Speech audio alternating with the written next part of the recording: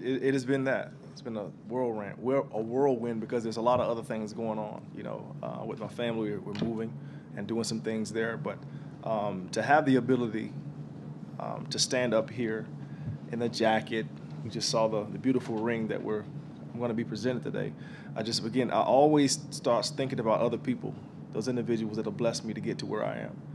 And obviously, they all aren't here, but I would love for. I just hope that some type of way they get some of the feeling that I feel, a pride that I have, donning this jacket, grabbing that ring, to represent all of them by the way that I do what I do. But this has been a whirlwind. There's been a lot of things going on, a lot of blessed things as well. For the rest of your life, people are going to announce you or introduce you as Hall of Famer Brian Dawkins. Have you gotten used to that yet? No. I don't know if I ever will, to be honest with you. It's still hard for me to see people wearing my jersey walking around. I still can't believe that people actually wear my jersey with my number on the back of it. And I've been retired for how many years now? 8 years, something like that. So I don't think that will ever be something that I will get used to. I guess there's a part of me that will always say that, I don't.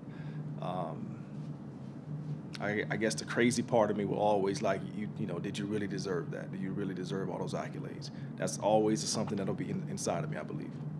Since the Hall of Fame, what's your life been like, and this next act, what has it entailed? Well, since the Hall of Fame, I think that what the Lord put on me to share about my past, the things that I've come through, and still pushing through some things, is to use the platform that I've been blessed with to share that story and to share the things that, not just that story. I don't want people to look at me as someone that just talks about depression or just talks about, suicide and those things. I want people to look at me and see somebody that's talking about life, because I'm living it, and I'm living it the best way that I can.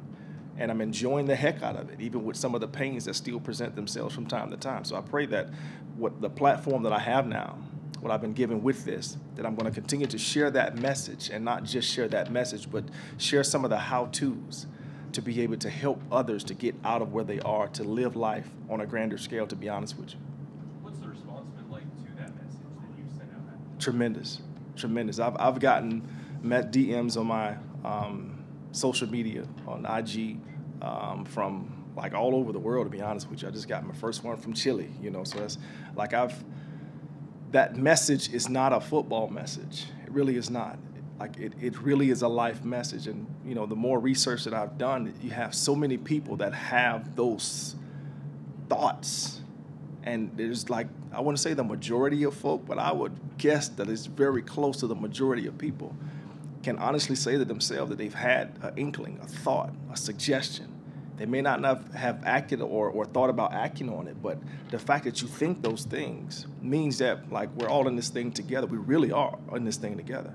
So as many of us that can hold one another up, and as many of individuals like myself, I guess, that have the platform that I have, being that I played the game of football and Hall of Famer, and if I can go through what I've gone through to get to where I am, then there's hope for anybody.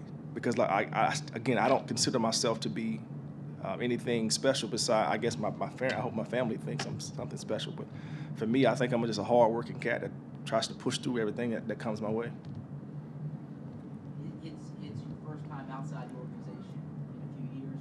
What have your observations been on this team? Well, this is going to sound crazy, but I'm so happy they lost some games early. I am. Because in those losses, I believe in those losses, you really can have tough conversations. I've always said this. I'm going to continue to say this. You can have tougher conversations when you lose, especially when you lose 2 games in a row.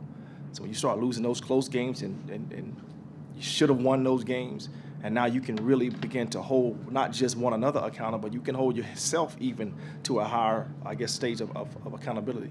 And so you can have those tough conversations. Now they get a chance to learn who they are, this nucleus, this new team. There's some new faces there, so you get a chance to see how those individuals handle themselves when in tough situations as well. So now everybody gets a really chance to know who they are, so that they can hopefully build something going forward. And obviously I think we all hope that game against the Giants showed, okay, They finally got through those things. The losing was a good thing. Now they can get on the road of winning.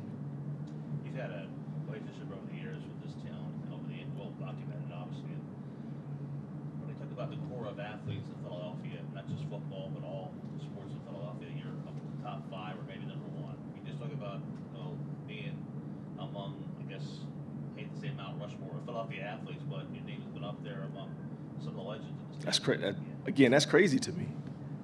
That's crazy to me. When I think of Philadelphia, I think, Dr. J, I think of Reggie White, think of Smith, you think of, to me, those are legends. People look at me and say, I'm a legend. I say, well, thank you, but I guess my mind is still like those guys are legends. So when you put me amongst those and say that, in the city of Philadelphia, that you put me up there with it, that's a humbling thing for me. It really is. It's crazy. It is crazy. Brian, both you and the Eagles have said the door's open for you to help them in some capacity, off and on, at whenever one or the other wants to. Is there any chance, leading up to the 2019 draft, that you would look at any tape, evaluate any players for them, anything like that? There's a possibility. I mean, obviously, that's something that if that's asked, and during that time, I'll make the decision whether that's best for me for what's going on with me off the field, right? Or off the field, there is no more on the field. But outside of the NFL, outside of football, like I was mentioning with the things that I'm doing, I'm always open to help this organization in any way that I can. Obviously, I can't be here all the time like I was, but to help this organization to continue to put its best foot forward and helping gentlemen out and helping them to select some of the individuals, I would love to do that. Love to do that. All right. Thanks, guys. Thank you. Brian.